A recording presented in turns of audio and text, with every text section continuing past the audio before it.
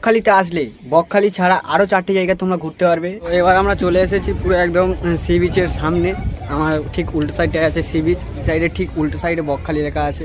তো এই লেখা তো 1 কিলোমিটার মতো দূর জল চলে গেছে। তো তোমরা বকখালি আসতে গেলে কি করবে, সর্বপ্রথম তোমাদেরকে শিয়ালদা থেকে সাউথ সেকশনে আসতে হবে। সেখান থেকে তোমাদের নামখানা লোকাল একটা ধরতে হবে।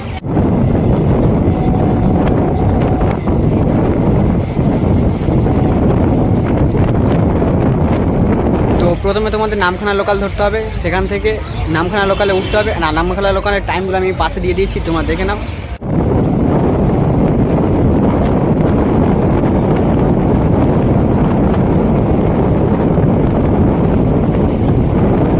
তো তারপরে তোমরা যদি নামখানা লোকাল নাও পাও তাহলে তোমরা লক্ষ্মীকান্তপুর লোকালে চলে আসবে। এসে লক্ষ্মীকান্তপুর থেকে তোমরা আসবে নামখানায়।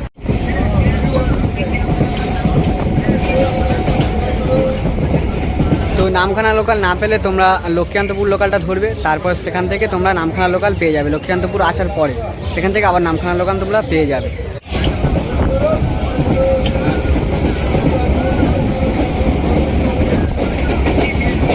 এবার তোমাদের বলি তোমরা বাসে আসবে কীভাবে। তোমাদের বাসে আসতে হলে প্রথমে আসতে হবে তোমাদের ধর্মতলা। সেখান থেকে তোমরা বকখালির বেসরকারি সরকারি কত বাস পেয়ে যাবে। সেখান থেকে তোমরা মানে খুব সহজে আসতে পারবে, কারণ ট্রেনের থেকে আমার মনে হয় বাসে আসাটা ভালো হবে। যারা মানে একদম মানে সেফলি জার্নি করতে যাও, গাড়ি চেঞ্জ না করতে যাও, একটাই গাড়িতে উঠবে, সেখান থেকে চলে আসবে একদম পুরো বকখালি। আর যদি ট্রেনে আসো তাহলে একটু টাকা হয়তো কম লাগবে আর একটু ঘুরতে হবে, এটাই।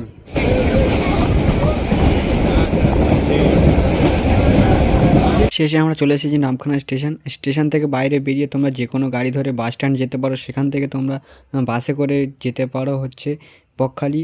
আর যদি তোমরা ওখান থেকে টোটো বুক করো, টোটোও যায়। আমি টোটো বুক করে নিয়েছি, সেই টোটোতে করে যাচ্ছি।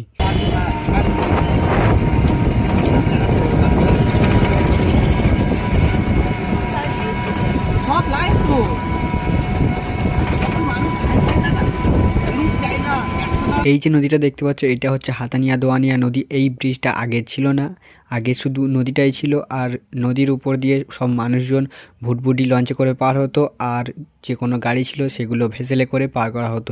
পরবর্তীতে এই ব্রিজটা করা হয়। এখন নদীর এপার ও ওপার দুই পাড়ের মানুষজনদের অনেকই সুবিধা হয়েছে। আর যারা বকখালি ঘুরতে আসতো তাদেরও অনেক টাইম বাঁচছে, আর টানা গাড়িতে তারা বকখালি যেতে পারছে।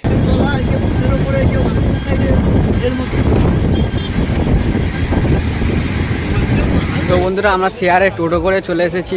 আমরা নামখানা থেকে প্রথমে আমরা টোটো নিয়েছিলাম, সেখান থেকে টোটো নিয়ে আমরা শেয়ারে 50 টাকা করে নিয়েছে আমাদের টোটো, পুরো বকখালি অবধি পৌঁছে দিয়েছে। শেয়ারে চলে এসেছি, তোমরাও চলে আসতে পারবে। বকখালি আস্তে আস্তে প্রায় 2টো বেজে গেছে, আর খিদে তো পেয়েছে হালকা হালকা। তো সেই জন্য এখানে একটা জায়গায় এসেছি, এসে একবার খাবো, তারপরে আবার সি বিচের দিকে যাব। তো এবার আমরা চলে এসেছি পুরো একদম সি বিচের সামনে। আমার ঠিক উল্টো সাইডে আছে সি বিচ। তো তোমরা যেরকমভাবে আমি বললাম ওইরকমভাবে চলে আসো। আর বাকি আমি তোমাদের সব কত কি টাকা আছে সেগুলো আমি বলছি, তোমরা একটু ভিডিওটা অপেক্ষা করো, শেষ পর্যন্ত দেখো। তো আমি ঠিক আমার যে সাইডে চলে এসেছি এই সাইডে ঠিক উল্টো সাইডে বকখালি লেখা আছে। তো এই লেখাটা দেখতে পাচ্ছ, আই লাভ বকখালি। তো আমি চলে এসেছি প্রায় সমুদ্রের মানে কোলে। তো পেছনে সমুদ্র অনেকটা জলটা নেমে গেছে, জল এতটাই নেমে গেছে মানে প্রায় 1 কিলোমিটার মতো হয়ে যাবে মনে হচ্ছে। তো 1 কিলোমিটার মতো দূর জল চলে গেছে। আর তোমরা যে এই যে স্টলগুলো দেখতে পাচ্ছ, এই স্টলগুলো এখন মোটামুটি বন্ধ থাকে।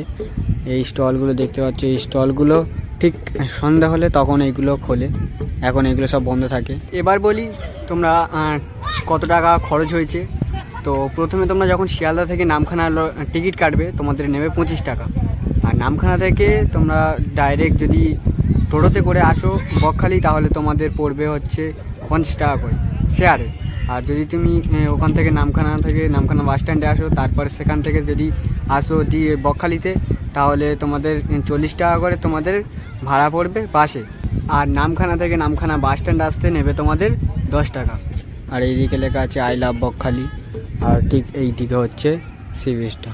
আর তোমরা দেখতেই পাচ্ছ কতটা দূর অবধি জল চলে গেছে। তোমরা যদি এই সি বিচে আসো মানে বকখালিতে, এখানে দীঘা পুরীর মতো অত সুন্দর সুন্দর ঢেউ নেই, অত বড় বড় ঢেউ নেই, কিন্তু আর ছোট ঢেউ, কিন্তু খুব ভালো লাগবে আসলে। সাদাবালি ব্রিজ একদম ঠান্ডা।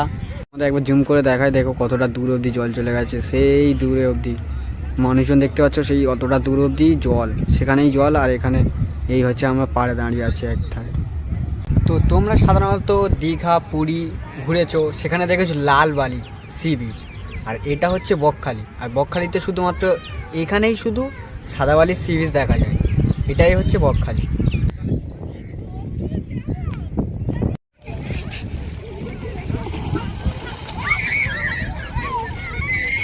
আমি তো এখন সেই সমুদ্র থেকে অনেকটা দূরে আছি, আর এইটা যে জল দেখতে পাচ্ছ, এইটা পার হয়ে আমার ওপারে যাওয়ার ইচ্ছা হচ্ছে, কিন্তু আমি যেতে পারবো না, কারণ আমি বুট পরে আছি। এটা যদি কমে একটু দাঁড়িয়ে থাকবো, যদি কমে তাহলে একদম সমুদ্রের কাছে যাব, কারণ সমুদ্রটা অনেক দূরে। এটা পার হয়ে যেতে গেলে আমার বুট টুট সব ভিজে যাবে, আবার আসার সময় যদি আরও বেড়ে যায় জল, তখন তার আসতেই পারবো না।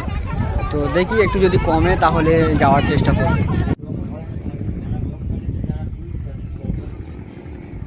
বকখালিতে আসলে বকখালি ছাড়া আরও 4টি জায়গা তোমরা ঘুরতে পারবে।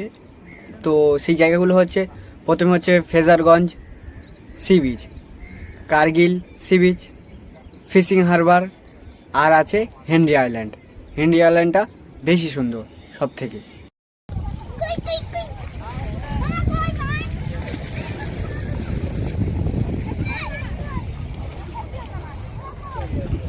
দুটো থেকে প্রায় 3টে বেজে গেছে, তবুও এই জল কমছে না। তো সেই জন্য ভাবলাম যে না, আর অপেক্ষা করে লাভ নেই, 3টে বেজে গেছে, এবার বাড়ি যেতে হবে, আবার 3 ঘন্টার রাস্তা। আর তখন এসেছিলাম ট্রেনে, প্রায় সাড়ে 4 ঘন্টা লেগে গেছে। এবার আমি বাড়ি যাবো, যখন বাসে করে যাবো ভাবছি, 3 ঘন্টা তাড়াতাড়ি পৌঁছে যাবো। আর তখন এসেছিলাম একটু ঘুরে ঘুরে, কারণ বাস আমার ঠিকঠাক, মানে বাসে আমি ঠিকঠাক যেতে পারি না, মানে কীরকম হয়, অস্বস্তিকর হয়, সেই জন্য ট্রেনে এসেছিলাম। বাট এখন ভাবছি না, ট্রেনে অস্বস্তিকর, যাওয়ার সময় খুব ভিড় হবে, তো সেই জন্য আমি বাসে চলে যাব। বাস কখন আছে দেখতে হবে। তো এইমাত্র বাড়ি চলে এলাম। তো আজকের ভিডিওটা কেমন হয়েছে অবশ্যই কমেন্টে জানাও, আর যদি একটুও ভালো লেগে থাকে তাহলে অবশ্যই একটা লাইক করতে হবে, আর চ্যানেল নতুন হলে সাবস্ক্রাইব করে দিতে হবে। দেখা হচ্ছে আরও একটা নতুন ভিডিওর সাথে। Bye bye.